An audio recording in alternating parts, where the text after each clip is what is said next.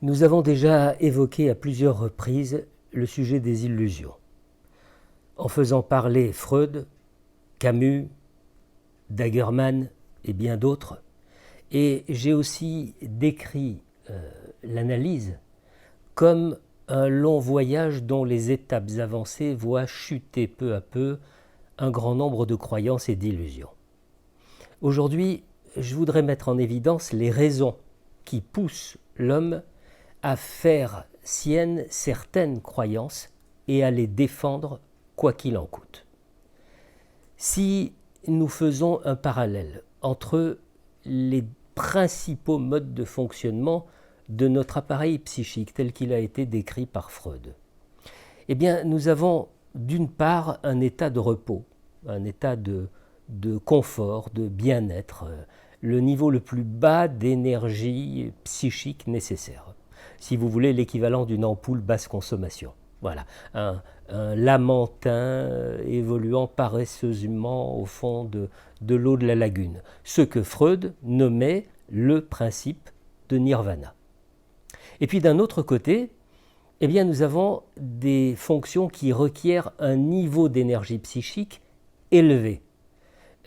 C'est-à-dire que l'appareil effectue des tâches plus ou moins gourmandes en énergie, ce qui conduit à ressentir un état d'excitation, un état de tension et qui appelle donc une décharge pour un retour à l'inertie. Nous pourrions dire alors que la fonction première de la croyance est de nous plonger d'une façon plus ou moins constante dans l'état de repos, l'état d'inertie psychique ou presque. S'appuyer sur une croyance, c'est en effet comme s'asseoir sur un banc au cours d'une randonnée. Considérer ce banc comme un lieu de tranquillité sur lequel on se sent rassuré, contrairement au parcours de la randonnée plein d'efforts et de dangers potentiels. Question.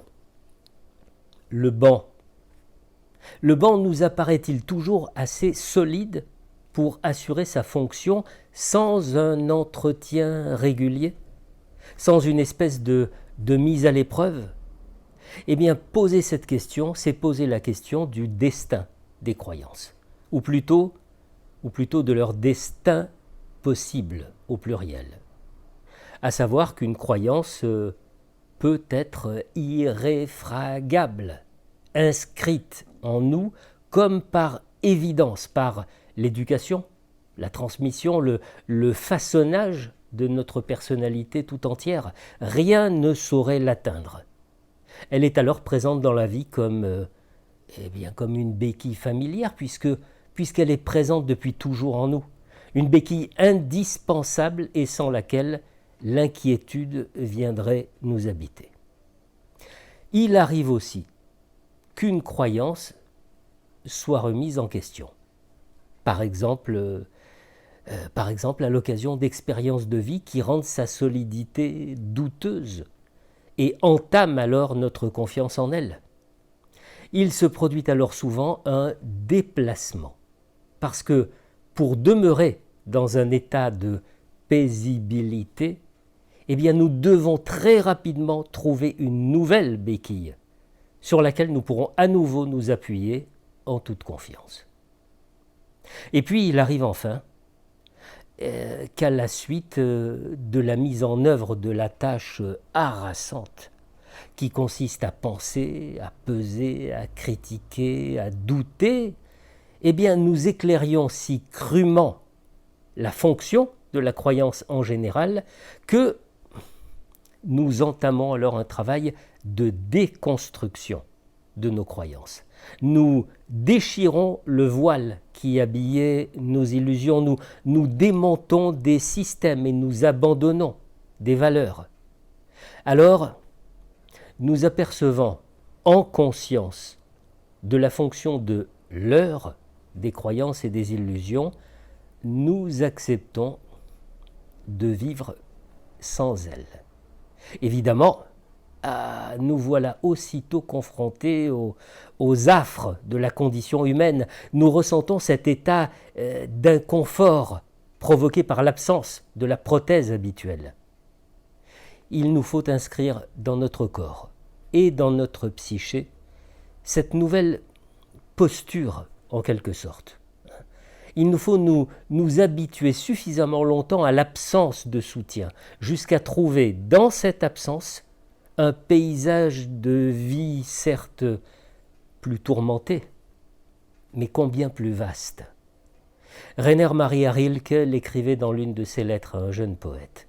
Si l'on se figure l'existence de l'individu comme une pièce plus ou moins grande, on voit que pour la plupart, les gens n'apprennent à connaître qu'un coin de leur pièce, une place à la fenêtre, une bande sur laquelle ils vont et ils viennent. Ainsi trouvent-ils une certaine sécurité. Et pourtant elle est tellement plus humaine, cette insécurité pleine de dangers qui, dans les histoires d'Edgar Poe, pousse les prisonniers à palper les formes de leurs terrifiants cachots et à n'être pas étrangers aux plus indicibles effrois de leur séjour. Nous pourrions alors nous demander si, parmi les résistances principales à la psychanalyse, de même que parmi les raisons d'un abandon précoce lors d'une analyse, ne figurerait pas le rejet de l'inconfort procuré par le travail psychique qu'implique une analyse. Remettre en question nos croyances, faire fonctionner notre esprit critique, douter de toutes nos certitudes, voilà qui s'avère énormément consommateur d'énergie et donc source de malaise. Autant permettre à la pensée de paresser durablement là où le travail psychique de la mise en doute implique davantage d'efforts que de réconfort. On pourrait le dire d'une façon plus abrupte. Se soumettre au principe d'économie préserve de l'angoisse, s'en libérer nous y confronte.